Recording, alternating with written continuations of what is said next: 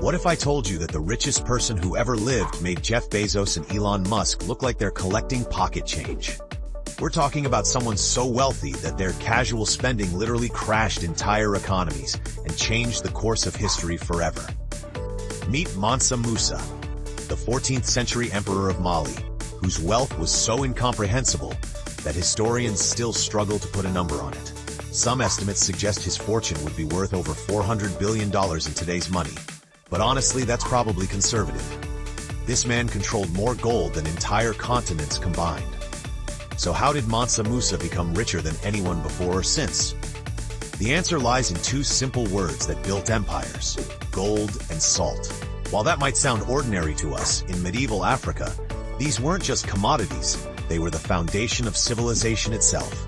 Musa ruled the Mali Empire from 1312 to 1337, and his kingdom sat right on top of the world's most productive gold mines.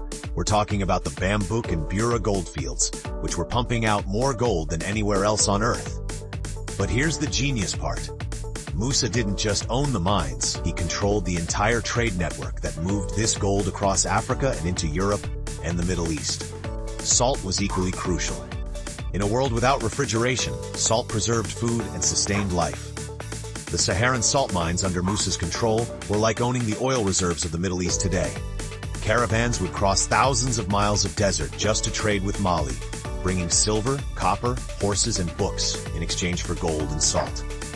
But Musa wasn't just sitting on his wealth, he was actively expanding it through brilliant economic policies. He established trade relationships across Africa, the Middle East, and even parts of Europe.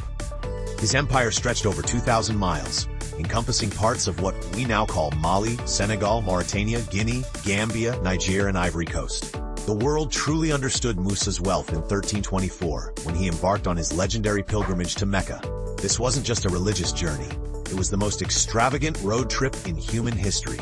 His caravan included 60,000 people, including 12,000 slaves dressed in silk, 80 camels carrying 300 pounds of gold each, and 500 slaves each carrying a golden staff weighing over 6 pounds. When Musa reached Cairo, he literally broke the economy with his generosity. He gave away so much gold to the poor, merchants, and officials that he caused massive inflation that lasted for over a decade.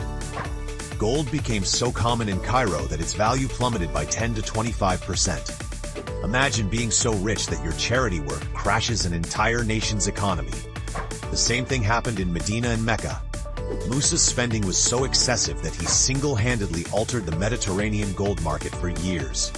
By the time he was heading home, he had given away so much gold that he actually had to borrow money for his return journey, though he paid it back with interest that made his creditors wealthy. This pilgrimage put Mali on the medieval world map, literally.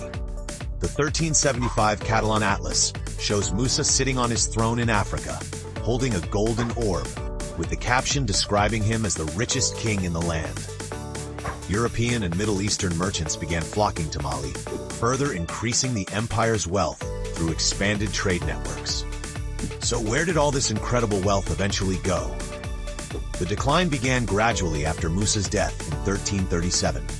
His successors couldn't maintain the same level of economic control or political stability. The empire began fragmenting as different regions sought independence, weakening the central authority that had made the trade network so profitable. By the late 15th century, European explorers had discovered sea routes around Africa, which devastated the trans-Saharan trade that had made Mali wealthy.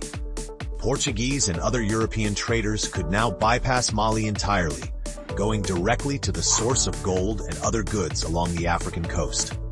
The final blow came with the rise of the Songhai Empire, which conquered many of Mali's territories, including the crucial trading city of Timbuktu in 1468. The gold mines that had funded Musa's empire were gradually exhausted or fell under different control. Political instability, succession disputes, and the shift in global trade patterns meant that Mali's incredible wealth was dispersed across generations of rulers, lost to warfare, or simply relocated to other regions and empires. The centralized wealth that had made Mansa Musa the richest individual in history became scattered across West Africa and beyond. Today, the regions that once made up Musa's empire rank among the world's poorest countries, a stark reminder of how dramatically economic fortunes can change over centuries.